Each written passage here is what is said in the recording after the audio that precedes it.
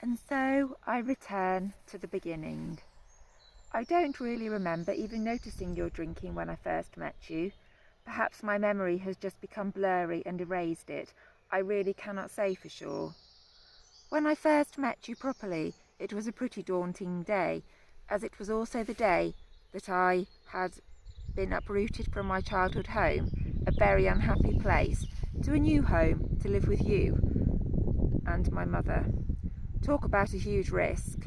I barely knew you, but I also knew that I didn't want to be left behind in a home that was devoid of any life, soul, spirit, or love.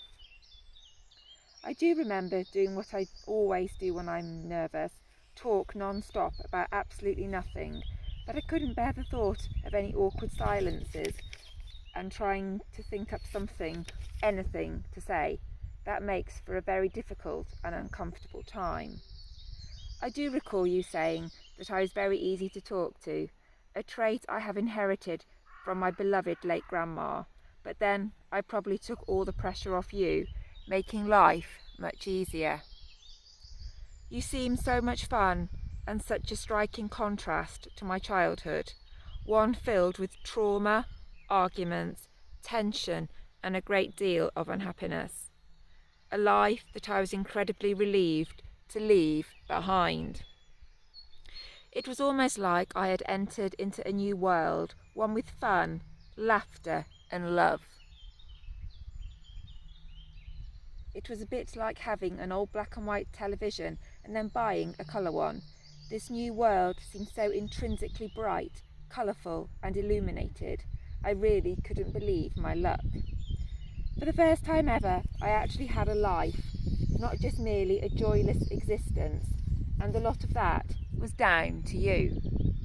I actually went out to a nightclub, a first for me, and I enjoyed the atmosphere, the dancing, which I've always loved, having achieved my gold medals in ballroom and Latin as a child, and the alcohol.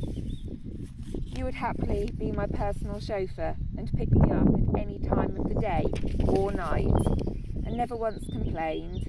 We used to laugh about the music I loved. Shakademus and Pliers with their song Tease Me was a real favourite, and we'd sing it on the journey home. Even writing about it now makes me smile. Those were really happy days.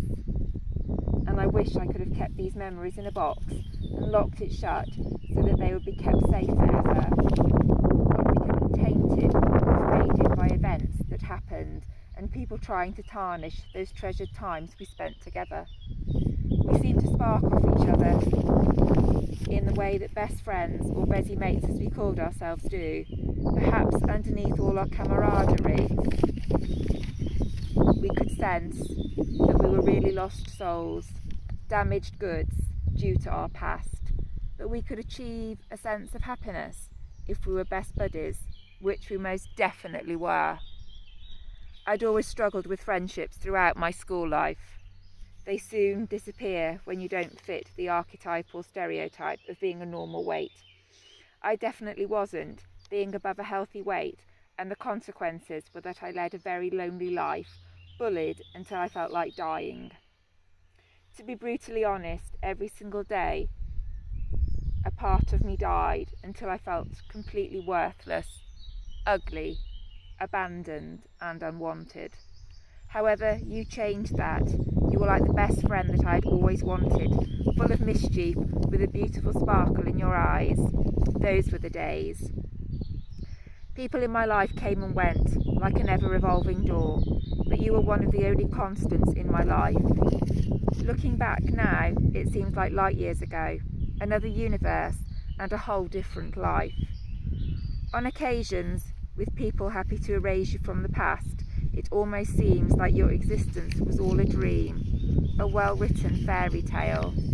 But then the memories come flooding back, and I know that you were real and not just a figment of my imagination.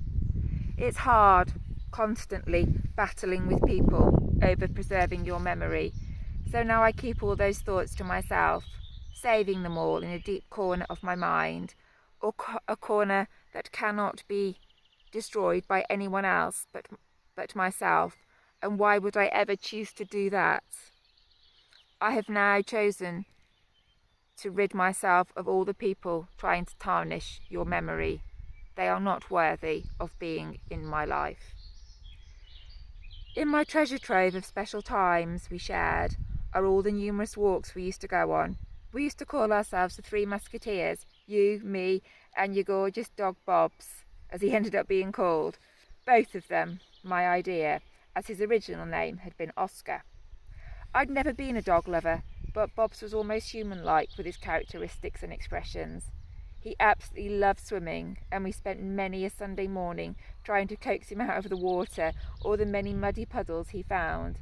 But he always wanted to go in again, just once more, which invariably meant about another half a dozen times. You always appeared to have endless amounts of patience when it was just the three of us. Out of our home environment, the tension that was getting more palpable, more evident, seemed to dissipate, and your twinkling eyes sparkled more. I've often been curious as to how much your work and marriage contributed to your increasing alcohol consumption. At home, you were often like a coiled spring, an unexploded bomb just waiting to be detonated, whereas on our lovely long walks, you would noticeably and visibly relax, your hard outer edge softening and melting away. This was always such a joy to see, and we revelled in each other's company. When I had my first admission for anorexia nervosa in 2002, you were my strongest ally.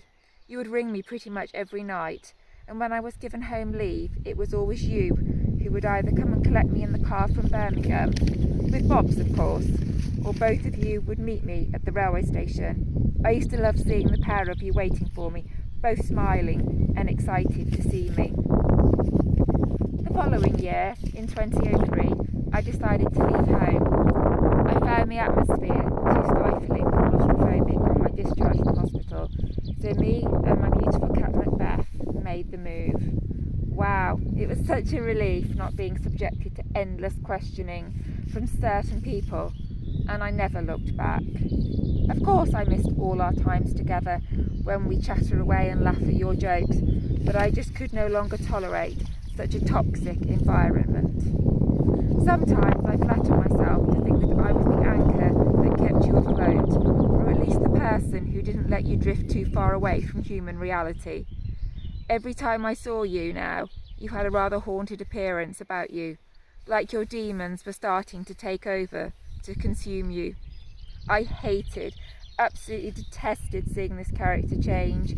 Where once there'd been joy and unbridled laughter, everything seemed much more forced now, like a false veneer had come over you, and the real you was starting to fade, to evaporate before my very eyes.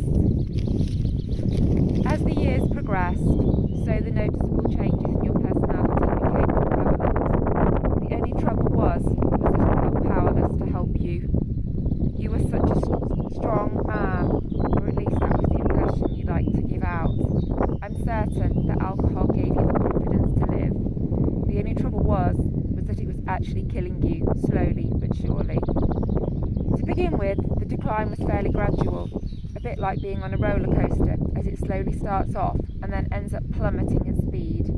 But there was absolutely no laughter to be had. This wasn't even remotely fun. This was serious. Very, very serious.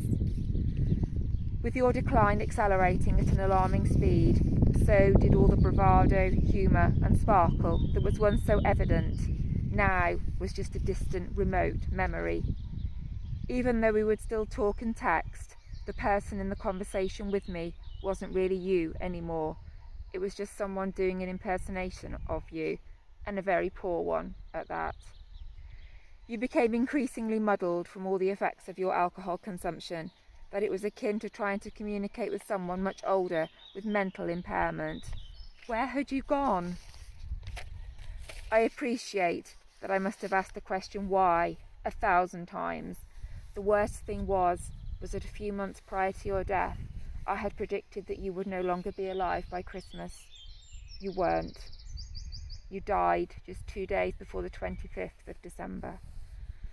To say that I feel guilty about this prediction would be a massive understatement. I felt responsible for your demise. I know that, realistically, it probably would have happened anyway. The overwhelming sense of feeling ultimately responsible for your passing has never left me, over 5 years on. The guilt still gnaws away at me, and I wrote and recorded a track called Blood and Alcohol in your memory, and even talk about the blame that I burden myself with. There are endless times and occasions that I wish I could turn back the clock to have been able to help you, even save you, but ultimately I don't think you could ever have ultimately been saved, which is a very sobering thought. In the end, we are in control of our own destiny to a certain extent, and until you are ready to admit your addiction and accept help, then I could never have achieved my ultimate goal of saving you from yourself.